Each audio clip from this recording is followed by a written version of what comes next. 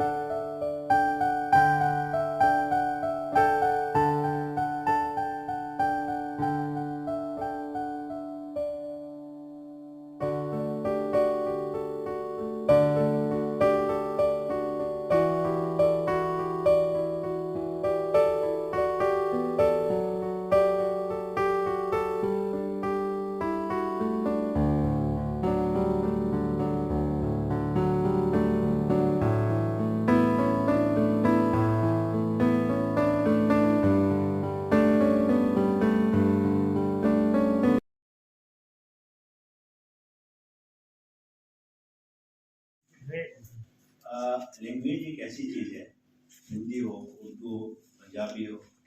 अब हमारे यहाँ एक बड़े आला ऑफिसर गए और उन्होंने कहा, मैं उन दिनों लेक्चर, उन्होंने कहा आपको उर्दू आता है? ये शायद ये परवेज बनी में था मेरे साथ। तो हमने इंटरप्ट किया, मैंने सर ये ग्रामेटिकली ये जो है वो गलत है। ठीक है, languages they are always changing. मुझे उर्दू आती है, मुझे पंजाबी आती है, मुझे अंग्रेजी आती है, मुझे हिंदी आती है। उर्दू आता नहीं, उर्दू आती है। नंबर 1। दूसरी बात ये मैं कहूँगा कि किसी शायर ने वो कहा कि यहाँ ना पहुँचे रवि, वहाँ पहुँचता है कभी। जहाँ सूरज की किरणें नहीं बोलती हैं, उससे भी अंदर दूर तक जो है वो हमारा जो शायर जो होते हैं उनकी सोच होती है। जैसे बच्चों का इन्होंने कहा कि उन्होंने कैसे उसका सलीस किया, तर्जुमा किया, तो हर वक्त एक लफ्ज़ से जो है वो हज़ारों लफ्ज़ निकलते हैं। उर्दू एक ऐसी ज़बान है, मैं अपने बच्चों का जो दस्तखत है वो बड़ा कमज़ोर हो गया। उर्दू में लिखे बराबर लिखेगा, हमारे ज़माने में इमला लिखते थे। ठीक है जी, हिंदी में क्या कहते थे उसको? उर्दू में हम इमला तख्ती होती थी और तख्ती से जो है वो सफ़ेद मिट्टी जिसको हम अपनी ज़ुबान में मुगोल कहते थे और आप पता नहीं क्या कहते, वो लगा के और तख्ती लिखते थे। घर से उसके उस्ताद जो है वो उसके गलतियाँ निकालते थे और एक गलती का एक डंडा पड़ता था, समझ आया? और फिर इमला लिखाते थे ताकि बच्चों को इसी लैंग्वेज पे इतना अबूर हासिल हो कि वो लिख सके। लैंग्वेज पे जो है वो काफ़ी तवज्जो दीजिएगा।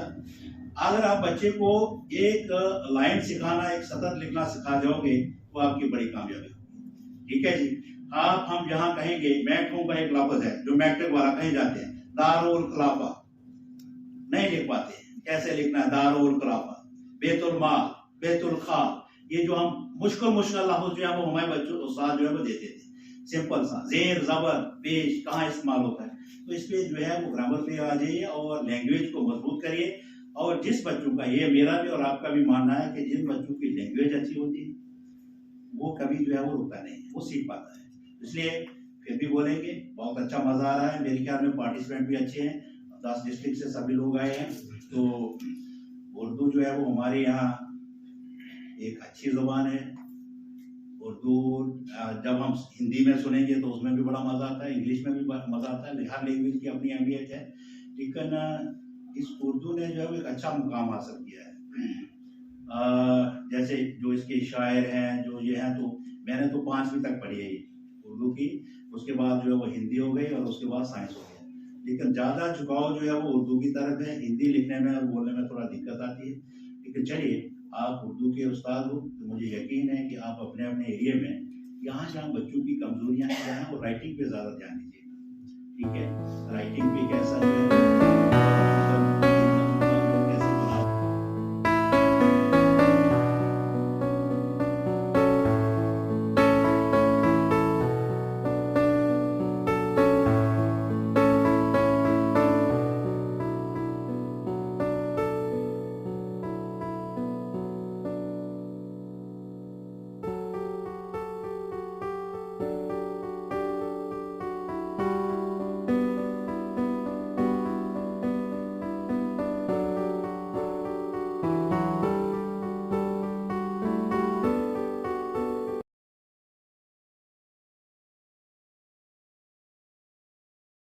हमने भी फिल्म ये ताल्लुक की, कुछ बोल तकल्लुफ के, कुछ सीन तबीयत के, कुछ बोल तकल्लुफ के, कुछ सीन तबीयत के। और तुम भी तो मियाँ फाजिल अपनी ही तरह के हो। फाजिल जमीली है। तुम भी तो मियाँ फाजिल अपनी ही तरह के हो, दीनदार जमाने के बेदीन तबीयत।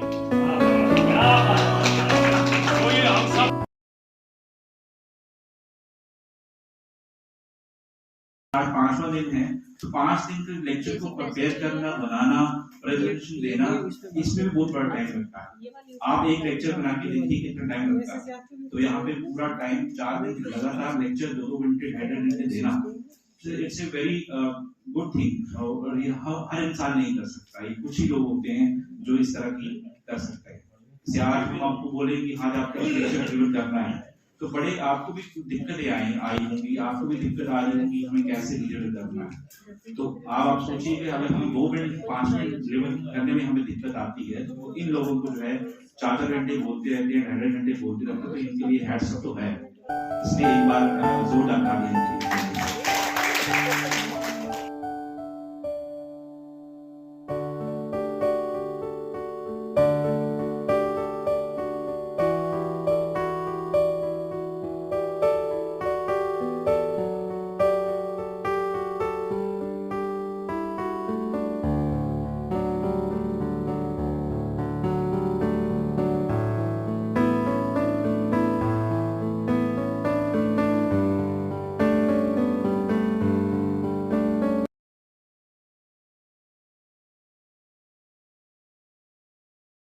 जिंदगी सर्द महरी पे अब जा रुकी है, जिंदगी सर्द महरी पे अब जा रुकी है।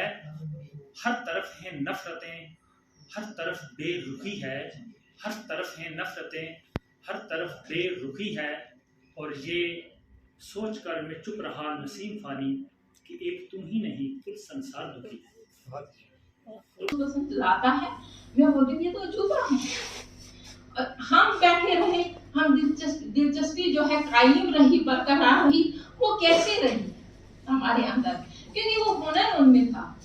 वो किस वक्त किस तंज और मज़हब को बीच में ऐसी बात, ऐसे वाक़ा को लाते थे कि जिसका अदब से गिरी हुई कोई बात भी नहीं बताते थे, अदब से उसका बिल्कुल वास्ता हुआ करता था। लेकिन ऐसा मज़हिया वाक़ा कोई सुना देते थे कि हम क्या करते थे, हम लोट-पोट हो जाते थे। उनकी खुसूसियत वहाँ भी मुझे देखने को मिली कि एक हल्की सी समाया दे दी और अपने काम पे फिर लौट आए। हालांकि हमें लौटने में कुछ मिनट लग जाते थे। तो उनकी नजर एक शेर से सदाएं एक सी यकसानियत में डूब जाती हैं, सदाएं एक सी यकसानियत में डूब जाती हैं, जरा सा मुख्तलिफ जिसने पुकारा याद रहता है। शुक्रिया। मुजाहिरा किया, इसके लिए मैं आपका शुक्रिया अदा करता हूँ। और मैम के लिए ये शेर कहता चलूं कि उसके लहजे में जिस अंदाज से इन्होंने पढ़ा और जिस लहजे में जो मॉड्यूलेशन कहानी के लिए जरूरी थी उसको काफी हद तक इन्होंने निभाया।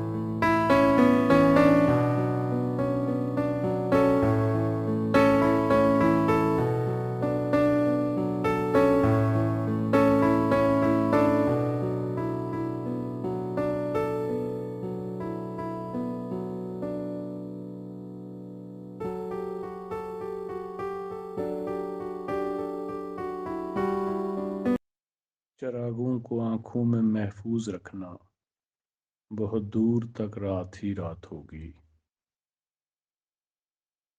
मुसाफिर हैं हम भी, मुसाफिर हो तुम भी, किसी मोड़ पर फिर मुलाकात होगी। कहाँ आंसुओं की ये सौगात होगी, नए लोग होंगे नई बात होगी। चरागों को आंखों में महफूज रखना, बहुत दूर तक रात ही रात होगी। मुसाफिर हो तुम भी, मुसाफिर हैं हम भी, किसी मोड़ पर फिर मुलाकात होगी।